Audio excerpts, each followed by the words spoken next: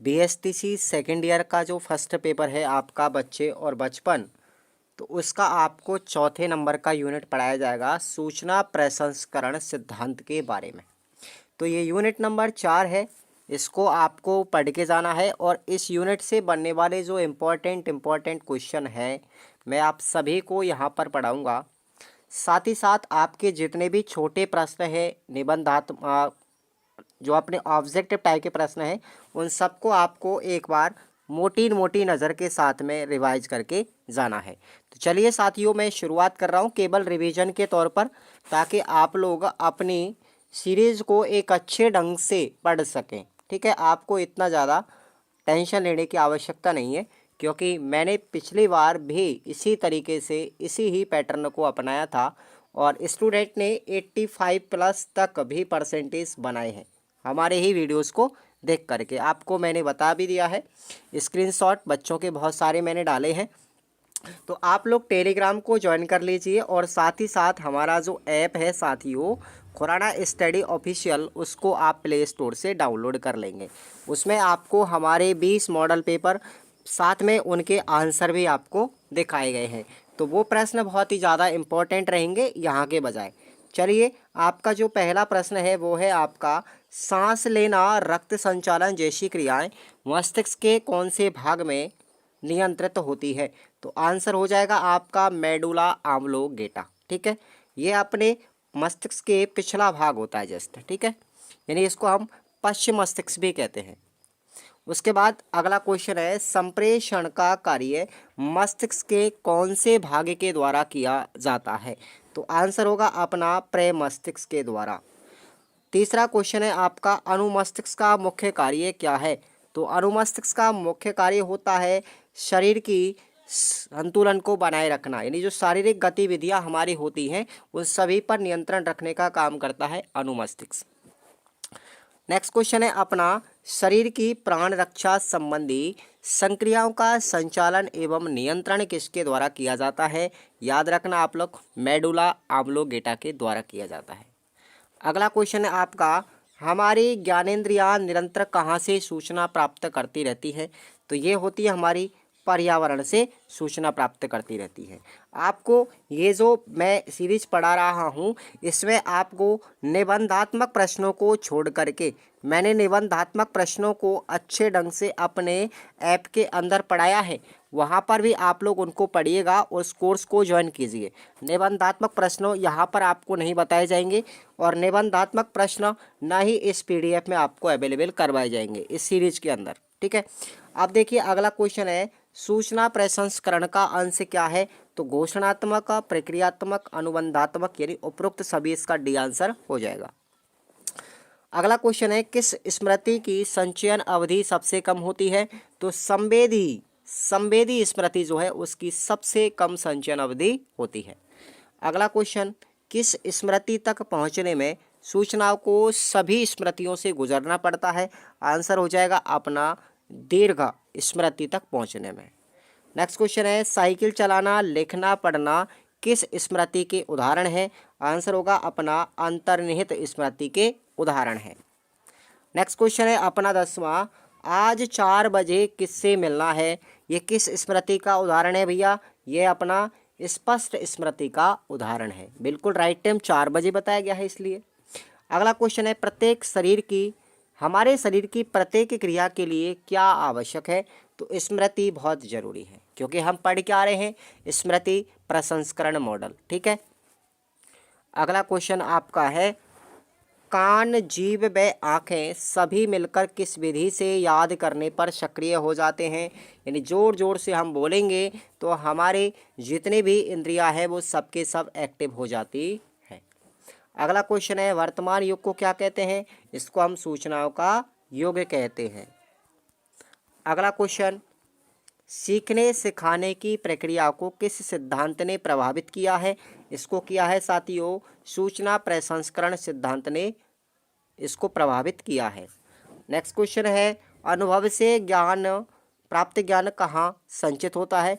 तो ये हमारे मस्तिष्क के अंदर संचित होता है। अगला क्वेश्चन है सीखना किस क्रिया के अंतर्गत आता है।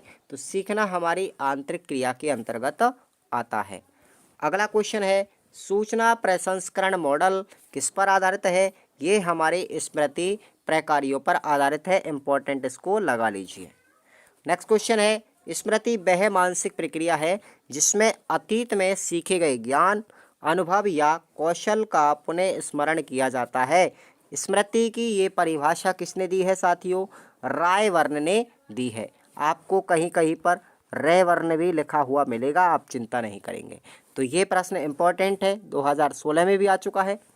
अगला क्वेश्चन है अपना याद को प्रभावित करने वाला कौन सा कारक है? तो आंसर होगा अपना प्रेरणा। स्मृति को प्रभावित करने वाला बाह्य कारक कौन सा है? वो है समय, इसका राइट आंसर होगा। नेक्स्ट क्वेश्चन है स्मृति को प्रभावित करने वाला कारक, दोबारा से आ गया, स्मृति या याद एक ही बात है, प्रेरणा इसको प्रभावित करने वाला कारक है। नेक्स्ट क्वेश्चन है भूलने का कारण क्या हो सकता है? तो देखो थकान में थकावट आ जाती तब भी भूल सकते हैं, अभ्यास की कमी हो तब भी भूल सकते हैं, रुचि नहीं होगी तब भी भूल सकते हैं, यानी आपका डी ऑप्शन राइट हो जाएगा। सूचना प्रक्रियाकरण सिद्धांत पर आधारित याद करने के तरीके बहुत सारे होते हैं। समझ कर भी याद कर सकते हैं, दोहरा कर भी याद कर सकते हैं, प्रयोग करके भी याद कर सकते हैं, यानी आपका हो जाएगा डी आंसर इसका करेक्ट। अब देखिए हम आपको लेकर चलते हैं अति लघुत्तरात्मक प्रश्नों में से कौन कौन से इंपॉर्टेंट बनते हैं। यहाँ से शुरुआत करते हैं थोड़ा सा। सबसे पहले तो आप लोग इसी प्रश्न को याद कीजिएगा कि सूचना प्रसंस्करण जो मॉडल है या सिद्धांत है उसका मतलब क्या है। मनोवैज्ञानिकों के द्वारा मस्तिष्क के कार्यों को कंप्यूटर की कार्यप्रणाली के आधार पर समझाने का प्रयास ही सूचना प्रसंस्करण सिद्धांत कहलाता है। क्लियर, इस प्रश्न को याद रख लेना। अगला क्वेश्चन है इसमें इंपॉर्टेंट है ज्ञान के निर्माण से क्या तात्पर्य है? ये प्रश्न अच्छा है। तो सूचनाओं का विभिन्न मानसिक क्रियाओं के द्वारा विश्लेषण एवं मस्तिष्क में संचय करके उन्हें आगे उपयोग करने लायक बनाना ज्ञान का निर्माण कहलाता है। तो ये प्रश्न अच्छा है। अगला क्वेश्चन है मस्तिष्क को कितने भागों में बांटा गया है? तो याद रखेंगे 3 भागों में बांटा गया है, प्रमस्तिष्क, अनुमस्तिष्क और मेडुला ऑब्लोंगेटा। वीडियो अच्छा लग रहा है तो एक बार क्लास को लाइक कर देंगे और अपने साथियों को भी ऐप को डाउनलोड करने के लिए बोलेंगे। अगला क्वेश्चन है अपना मेडुला ऑब्लोंगेटा द्वारा किन क्रियाओं का संचालन व नियंत्रण किया जाता है? तो याद रखेंगे आप लोग, ये सबसे ज़्यादा प्रश्न बन रहा है यहाँ पर। तो मेडुला ऑब्लोंगेटा है वो शरीर की प्राण रक्षा संबंधी क्रियाओं का संचालन व नियंत्रण करता है, जैसे सांस लेना, रक्त संचालन करना, ये सब काम किसके हैं? मेडुला ऑब्लोंगेटा के हैं। अगला क्वेश्चन है सूचना प्रसंस्करण के अनुसार ज्ञान क्या होता है? इसको आपको समझाना है। तो देखेंगे सूचना प्रसंस्करण मॉडल के अनुसार ज्ञान को 2 तरीके से समझा जा सकता है। एक तरीके से ज्ञान 2 प्रकार के होते हैं, एक सामान्य ज्ञान, दूसरा विशिष्ट ज्ञान। दूसरे की बात करें तो ज्ञान को 3 भागों में वर्गीकृत किया गया है, घोषणात्मक, प्रक्रियात्मक और अनुबंधात्मक। कहने का मतलब ये है कि ज्ञान सबसे पहले 2 भागों में डिवाइड किया गया, उसके बाद 2 भागों के बाद में यहाँ पर विशिष्ट आया और सामान्य भी आया। उसके बाद इधर 3 प्रकार का बन गया ये, ठीक है, घोषणात्मक, उसके बाद यहाँ पर प्रक्रियात्मक और तीसरे नंबर का अनुबंधात्मक। इस तरीके से आपको डिवाइडेशन करना है। विशिष्ट ज्ञान और सामान्य ज्ञान की परिभाषा आपको याद रख के जानी है। अगर पूछे विशिष्ट ज्ञान कि जिसका प्रयोग हम किसी विशेष प्रकरण या परिस्थिति में ही करते हैं उसको हम विशिष्ट ज्ञान कहते हैं, जैसे गणित के सवालों को हल करना। सामान्य ज्ञान की बात करें तो इसका प्रयोग हम प्रतिदिन के सामान्य कार्यों या परिस्थितियों में उपयोग करते हैं, तो वो सामान्य ज्ञान कहलाया, जैसे खाना पीना आदि, ये सब क्या है? सामान्य जनरल क्रिया होती है। बात करते हैं घोषणात्मक कार्य, तो यहाँ पर ये जो 3 प्रकार के मैंने कार्य आप ज्ञान बताए हैं आपको, 5 प्रकार के, जैसे सामान्य ज्ञान, विशिष्ट ज्ञान, घोषणात्मक, अनुबंधात्मक, प्रतीकात्मक, ये 5 प्रकार के ज्ञान में से आपको एक प्रश्न अवश्य पूछा जाएगा। तो ये आप लोग याद रख लीजिए यहाँ पर, ठीक है। अब बात करें हम घोषणात्मक ज्ञान की, तो इसकी भी परिभाषा याद कर लेना, जैसे शाब्दिक जानकारी, तथ्य आदि जिसका संबंध क्या से होता है वो क्या है, घोषणात्मक ज्ञान है। बात करें यहाँ पर प्रक्रियात्मक ज्ञान की, तो ज्ञान जो कार्य के साथ साथ प्रयोग में आता है, जैसे इसका संबंध कैसे जो शब्द होता है उससे होता है, तो वो प्रक्रियात्मक ज्ञान है। अनुबंधात्मक ज्ञान की बात करें तो इसका जो संबंध होता है वो अर्जित ज्ञान को कब प्रयोग करने से होता है। अब एक इम्पॉर्टेंट प्रश्न मैंने आपको बता ही दिया था कि सूचना प्रसंस्करण मॉडल किस सिद्धांत पर आधारित है भैया, ये अपने स्मृति के कार्यों पर आधारित है। अच्छा इंपॉर्टेंट क्वेश्चन है, ये 2 बार रिवाइज हो चुका है। नेक्स्ट क्वेश्चन है कि भाई कंप्यूटर में सूचना प्रसंस्करण में किन किन अवयवों का प्रयोग होता है, तो 3 अवयव याद रखना, इनपुट, आउटपुट और प्रोसेस। ये आप लोग काफ़ी दिनों से पढ़ते भी आए हैं, यानी इनपुट को बोलेंगे आगत, प्रोसेस को बोलेंगे प्रक्रिया और आउटपुट को बोलेंगे निर्गत।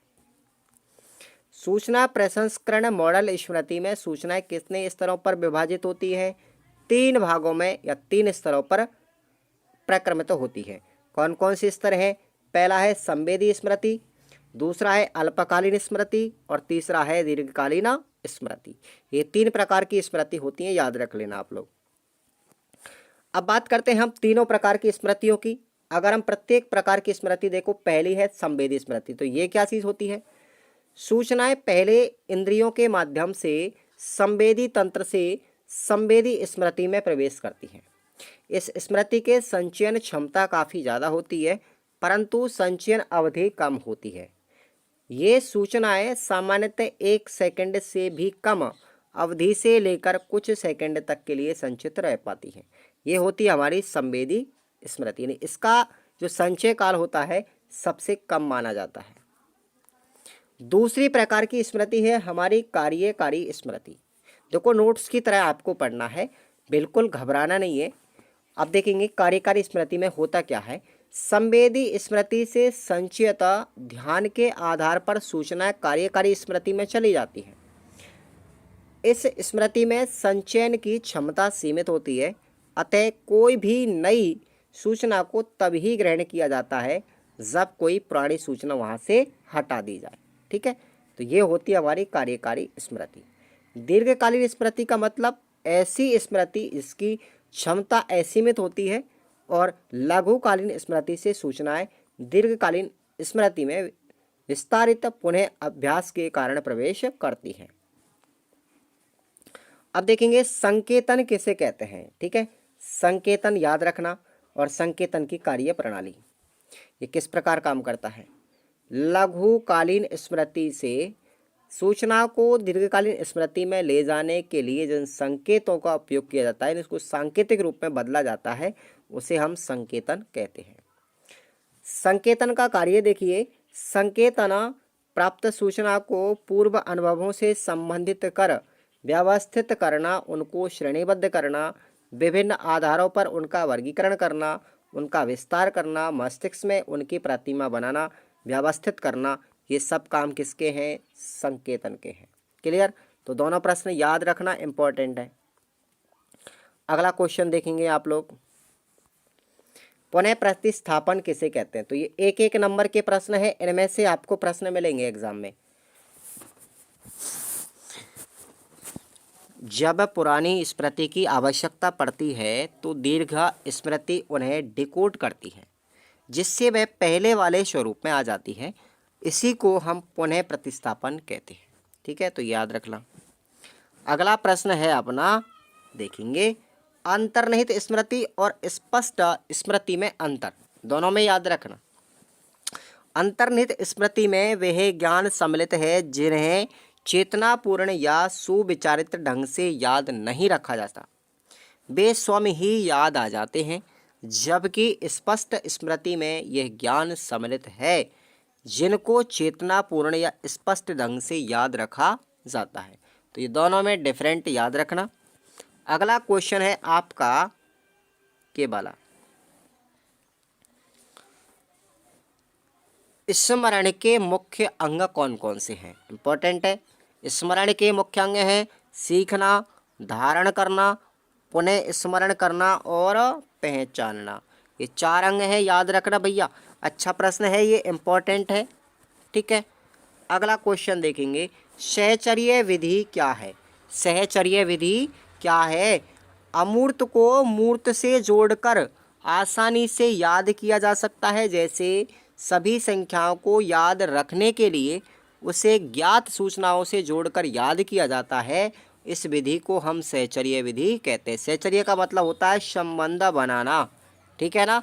तो एक चीज़ को दूसरी चीज़ से अगर हम किसी संबंध बना करके पढ़ते हैं तो वो हमारी सहचर्य विधि माध्यम बन जाती है। क्लियर। अगला क्वेश्चन आप लोग देखेंगे, स्मृति को प्रभावित करने वाले मनोवैज्ञानिक कारक कौन कौन से हैं?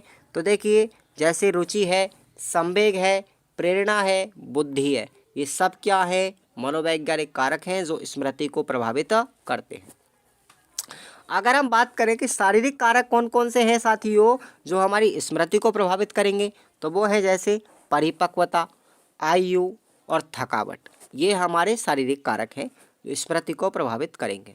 अगर पूछे आपसे बाह्य कारक कौन कौन से हैं स्मृति को प्रभावित करने वाले, तो वो है हमारे सीखना सिखाने की विधि, विषय वस्तु की प्रकृति, वातावरण और समय। ये सब क्या है? बाह्य कारक है। तो 3 प्रश्नों में से आपको एक प्रश्न कोई सा भी आ सकता है, तो इम्पोर्टेंट याद रखाई लगा लीजिए आप लोग इसको भी। अगला क्वेश्चन है भाई, भूलना किसे कहते हैं? इम्पोर्टेंट है, लगाएंगे आप लोग। भूलना किसे कहते हैं, भूलने का कारण क्या होता है? तो भूलना एक ऐसी मानसिक प्रक्रिया है जिसके द्वारा हम पहले सीखी गई बातों को वर्तमान चेतना में लाने के लिए असफल रहते हैं और उनका पुनः प्रयास करते हैं, स्मरण करते हैं, पुनः पहचान करते हैं, लेकिन नहीं आ पाती है, उसको हम भूल जाते हैं, नहीं भूलना कहलाता है। कोई चीज़ को हम याद करते हैं लेकिन फिर भी याद नहीं हो पाती है, तो ये भूलने का प्रक्रिया ही तो हो गया, ठीक है। अब इसका मुख्य कारण हो सकता है या तो आप लोग कोई अवरोध आपके बीच में आ रहा हो, या आपने अभ्यास नहीं किया हो, या कोई दुखद अनुभूति आपके पास में हो, या समय ज़्यादा बीत गया हो, या कोई मनोविकार उत्पन्न हो, तो इन कारणों से हम भूल जाते हैं, ठीक है ना। अब देखिए, हम आते हैं लघुत्तरात्मक प्रश्नों में कौन कौन से अच्छे प्रश्न बनने वाले हैं, ठीक है ना। आप लोग कोर्स को ज्वाइन करेंगे ना तो वहाँ आपको और भी बेटर, ये तो खैर यहाँ पर सीरीज़ का रिवीजन हो रहा है, लेकिन आपको मैंने हैंड रिटन नोट्स बनाए हैं, बिल्कुल बुकों को लेकर भी और सीरीज़ों को लेकर के हैंड रिटन नोट्स बनाए हैं एप्लीकेशन के अंदर। वो प्रश्न आपको सीधे डायरेक्टली एग्जाम में मिल जाएंगे, ठीक है ना, चिंता नहीं करना है।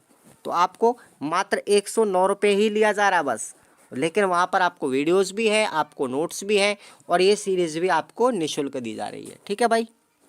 अब देखेंगे प्रश्न है, ये तो अपना 2018 में आ चुका है, इसको नहीं पढ़ना, आगे देखेंगे आप लोग। अगला प्रश्न है, हाँ ये बेस्ट प्रश्न है, सूचना एवं ज्ञान में क्या अंतर संबंध है? और ये प्रश्न 2017 में भी आ चुका है। ऐसा नहीं है कि आप लोग प्रीवियस परीक्षा में आने वाले सभी प्रश्नों को रट के जाएं, इतना नहीं पढ़ना, ठीक है ना। आपको मैं जिन प्रश्नों को बता रहा हूँ वही प्रश्न आपके लिए बहुत अच्छे रहेंगे। मैंने पिछली बार भी प्रयास किया था तो अच्छा रिजल्ट निकला बच्चों का। तो सूचना और ज्ञान में अंतर संबंध याद रख के जाना है, तो मैं आपको बता देता हूँ। यहाँ पर देखिए, बाहरी वातावरण में उपस्थित उद्दीपकों को ज्ञानेंद्रियों के माध्यम से ग्रहण करना क्या कहलाता है? सूचना। अतः हमारी आँखों के द्वारा देखना, कानों के द्वारा सुनना और नाक के द्वारा सूंघना और जीभ के द्वारा स्वाद लेना, त्वचा के द्वारा अनुभव का स्पर्श का अनुभव करना, ये सब क्या है? सूचना ही तो है। हमारी ज्ञानेंद्रियों के माध्यम से जो ज्ञान प्राप्त किया जाता है वो सब क्या है? सूचना ही तो है। दूसरी ओर सूचनाओं का विभिन्न मानसिक प्रक्रियाओं के द्वारा विश्लेषण एवं मस्तिष्क में संचय करके उन्हें आगे उपयोग करने लायक बनाना, ज्ञान का निर्माण करना कहलाता है। अब देखिए, परिभाषा मैंने आपको अभी बताई थी कि ज्ञान का निर्माण करना किसे कहते हैं, तो ये ज्ञान का निर्माण करना ही तो हो गया।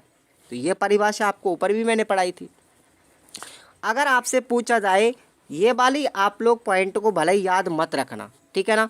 सूचना क्या होती है, सूचना और मस्तिष्क में संचय कैसे होता है, ज्ञान का उपयोग, इस पॉइंट को आप लोग भले ही मत करना।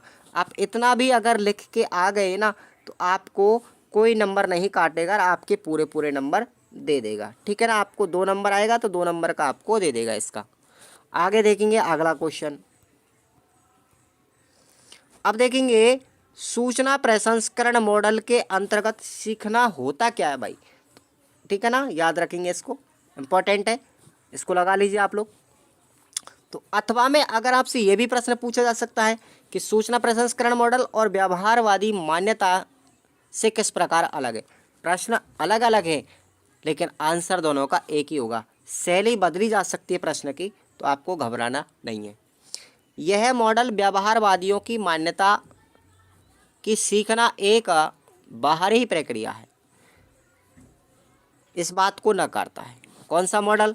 ये हमारा जो सूचना प्रसंस्करण मॉडल है, ये नकारता है इस बात को व्यवहारवादियों की। व्यवहारवादी क्या मानते हैं कि भाई सीखना तो एक बाहरी प्रक्रिया है, लेकिन इस बात को नकारता है सूचना प्रसंस्करण मॉडल। और क्या बताता है, ये विश्लेषित करता है कि उद्दीपक और अनुक्रिया के बीच में मस्तिष्क में एक महत्वपूर्ण आंतरिक प्रक्रिया के बिना किसी भी प्रकार का अपेक्षित व्यवहार दिखना संभव नहीं है। अतः सीखना एक आंतरिक प्रक्रिया है, न कि कोई बाहरी। तो ये बात किसने बताई थी कि सीखना एक आंतरिक प्रक्रिया है? ये सूचना प्रसंस्करण मॉडल ने बताई थी। जबकि व्यवहारवादी क्या मानते थे कि भाई सीखना तो बाहरी प्रक्रिया है। जहां व्यवहारवादी की मान्यता में व्यवहार ही सीखना है, वहीं सूचना प्रसंस्करण मॉडल के अनुसार ज्ञान सीखा जाता है, जिसके परिणाम स्वरूप व्यवहार में बदलाव दिखता है। इससे यह भी पता चलता है कि सूचना प्रसंस्करण मॉडल में सीखने वाले को एक सक्रिय प्राणी के रूप में माना जाता है, जो सूचनाओं पर विभिन्न प्रकार के आंतरिक कार्य या प्रोसेसिंग करके जो ज्ञान का निर्माण करता है। तो ये अपना हो गया प्रश्न, इंपॉर्टेंट है, इसको आप लोग पढ़ के जरूर जाएं। अब देखेंगे अगला प्रश्न है, स्मृति की आपसे पूछी जाएंगी विशेषता। तो आप लोग याद रखेंगे, प्रश्न अलग अलग तरीके से है, कोई फर्क नहीं पड़ता, लेकिन हमको याद रखना है स्मृति की विशेषताएं क्या होती है। तो देखेंगे आप लोग स्मृति की विशेषताएं, देख लीजिए आप लोग। भाई स्मृति के संबंध में कई धारणा प्रचलित हैं, जो भिन्न भिन्न लोगों ने परिभाषित भी की थी। अब देखिए, स्मृति मनुष्य की सामान्य संचय शक्ति है जो चेतना के स्तर में आ सकती है। पहली परिभाषा, स्मृति एक नया अनुभव है जो पूर्व अनुभवों की स्थितियों द्वारा निर्धारित होता है और दोनों के बीच का संबंध भी स्पष्ट समझा जा सकता है। अनुभवों को प्राप्त करना और उनका संचय करना, कुछ समय बाद उन्हें पुनः चेतना के चित्र में लाना, जो शक्ति हम में है उसी को हम स्मृति तो कहते हैं। ठीक है, पहले सीखी गई बातों को वर्तमान चेतना में लाना, याद करना, या स्मृति तो कहलाती है। इस तरीके से आपको याद करना है। और याद रखना, अगर हमको कोई स्मृति लानी है बाद में, तो हम उसकी जांच दो तरीके से कर सकते हैं। पहला तो उसको रिकॉल करके यानी पुनः स्मरण करके, और दूसरा है रिकॉग्नाइज यानी पहचान करके। तो ये दो तरीके हैं स्मृति को पुनः पहचानने के। ठीक है, हमको आई है अथवा नहीं आई है। अगला क्वेश्चन देखेंगे आप लोग, भूलना। अभी आपको मैंने बताया था विस्मरण यानी भूलना। भूलना होता क्या है? तो अगर हम भूलना की बात करें तो वो पहला वाला प्रश्न आपको याद हो जाएगा, यानी कि एक ऐसी मानसिक प्रक्रिया है जिसके द्वारा हम पहले कोई बात सीखी गई है उसको हम वर्तमान चेतना में लाने में असफल हो जाते हैं, यानी हमको समय पर वो चीज़ याद नहीं आती है, तो वो कहलाती है हमारी भूलना। इससे हम स्मरण की विपरीत प्रक्रिया भी कह सकते हैं। स्मरण मतलब याद करना और विस्मरण का मतलब भूलना। यह भी सीखने सिखाने में जीवन पर्यंत चलने वाली प्रक्रिया है। मनोवैज्ञानिक ने इसके स्वरूप की चर्चा करते हुए इसे निष्क्रिय तथा सक्रिय प्रक्रिया भी कहा। भूलने को लेकर के कुछ अवधारणाएं और भी प्रचलित है हमारे वातावरण के अंदर। तो देखेंगे क्या बताते हैं कि भूलना तो एक निष्क्रिय मानसिक प्रक्रिया है, अर्थात समय बीतने के साथ साथ हम भूल जाते हैं, क्योंकि मस्तिष्क में बने स्मृति चिन्ह अपने आप ही क्षीण हो जाते हैं। समय अंतराल में जब कोई दूसरा काम आता रहता है या अगर हम करते हैं तो कुछ नया पाठ सीखना होता है, तो मौलिक विषय हम भूल जाते हैं। हम जीवन की दुखद घटनाओं का हम दमन करते हैं, परिणाम स्वरूप हम उनको भी भूल जाते हैं। अतः भूलना तो एक सक्रिय मानसिक प्रक्रिया है। अभी आप लोग पूछेंगे सर मुझे याद नहीं होता, तो भाई भूलना एक स्वाभाविक प्रक्रिया है, आप वही तो पढ़ने जा रहे हो। कुछ लोग कहते हैं, कुछ बच्चे ये भी कहते हैं कि सर मुझे याद नहीं होता, मैं बार बार भूल जाता हूँ। तो बेटा भूलना कोई बड़ी चीज़ नहीं है, भूलना तो एक प्रकृति का गुण है, हमारे स्वभाव का एक गुण है। आप लोगों का भूलना एक कारण मैंने अभी आपको बताया था, या तो थकावट हो सकती है, अभ्यास में कमी हो सकती है, बहुत सारे कारक हो सकते हैं। हमारा वातावरणीय कारक हो सकते हैं, हमारे शारीरिक कारक हो सकते हैं, मानसिक कारक हो सकते हैं। तो भूलने कोई बड़ी बात नहीं है, हमको उसका लगातार एक्सरसाइज करते रहना चाहिए। तो वो चीज़ें हमारे बार बार जहन में आती रहेंगी, वो बार बार स्मृति में आती रहेंगी, तो हमको वो चीज़ें ज़्यादा स्थायी अधिगम हो जाएगा। स्थायी अधिगम होने का मतलब हम उसको लंबे समय तक फिर याद रख सकते हैं। ठीक है, तो उस तरीके से आपको याद करना है। ठीक है, भूलने के कारण मैंने बताई दी आपको। अब देखते हैं अगले क्वेश्चन पर आते हैं। नेक्स्ट क्वेश्चन यहाँ पर यही है, तो ये देखेंगे आप लोग। थोड़ा सा जूम कर लेता हूँ। हाँ, सूचना प्रसंस्करण सिद्धांत के शैक्षिक निहितार्थ का उल्लेख करते हुए इसकी कमियों को बताइए। इसका मतलब ये हुआ कि भाई शिक्षा में इसके क्या उपयोग है।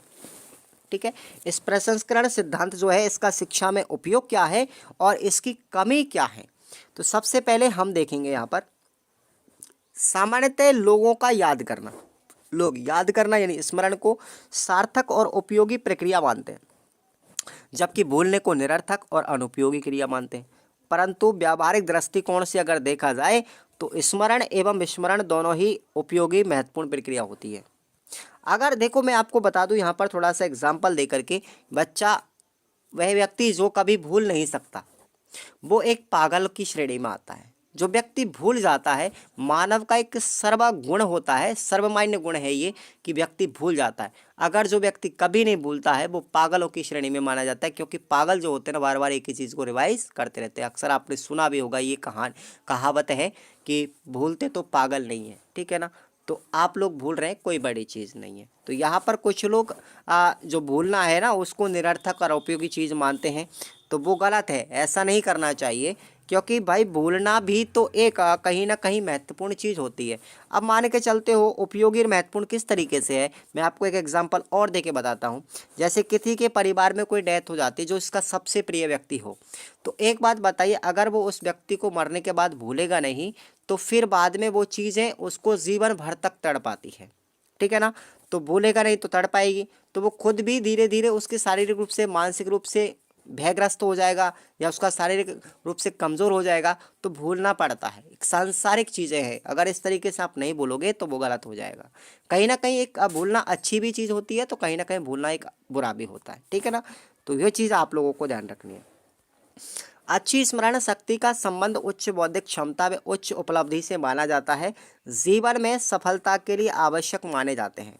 यही कारण है कि शिक्षक छात्रों को एक अच्छी स्मृति विकसित करने हेतु कई अच्छे तरीके अपनाता है और उनको अभ्यास करवाता है। देखो, शिक्षा के क्षेत्र में आप लोग भूल रहे हैं तो वो थोड़ा सा आपको अनुचित लगेगा, लेकिन अगर मैंने आपको जो एग्जाम्पल दिया है डेथिंग वाला, तो ये थोड़ा सा आपको बेटर भी होगा।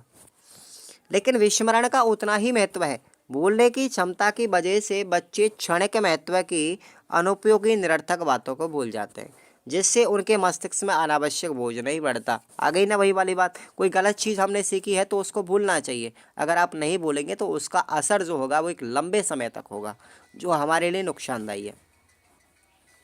अगला है, कभी सोचा है कि भूलने की क्षमता अगर नहीं होती तो दुखद अनुभवों से हम कैसे उभर पाते, जीवन कैसा होता।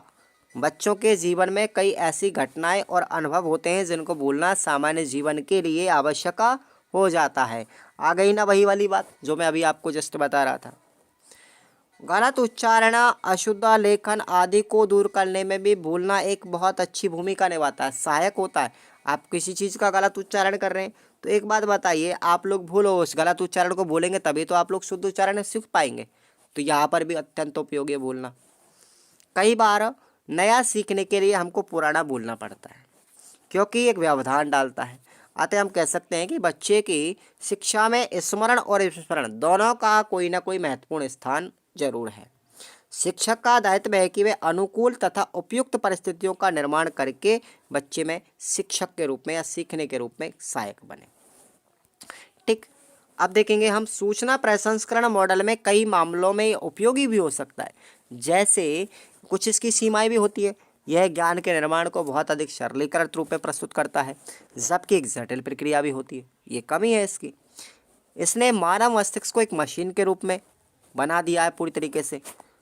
मनुष्य की भावना और चिंतन विविधता को आजकल नज़रअंदाज भी कर दिया है। तो ये सारे इसकी कमियां भी हो सकती हैं। तो कोई चीज़ आप लोग जानते हो, हर चीज़ के दो पहलू होते हैं। कोई ना कोई चीज़ जहाँ पर इम्पोर्टेंसी रखती है तो कहाँ ना कहीं पर उसकी अनइम्पोर्टेंसी भी होती है। कोई चीज़ जितना अच्छी भी होती है ना, उतनी बुरी भी होती है। अब आप लोग शिक्षा कर रहे हो, पढ़ाई कर रहे हो, तो देखिए आपको कहीं ना कहीं अपने फ्यूचर में एक अच्छा स्थान भी दिलाएगी। लेकिन यहाँ पर आप लोग सोच रहे होंगे क्या पढ़ाई पढ़ाई दिन भर, ये पढ़ाई हमारा कहीं ना कहीं, अब आप लोग एसटीसी को लेकर चल रहे होंगे, कब परीक्षा होंगे, आप लोग इससे डिप्रेशन में जा रहे हो। तो आपको डिप्रेशन में नहीं जा रहा है, आगे फ्यूचर में यही एसटीसी आपको 3rd ग्रेड में टीचर भी बनाएगी।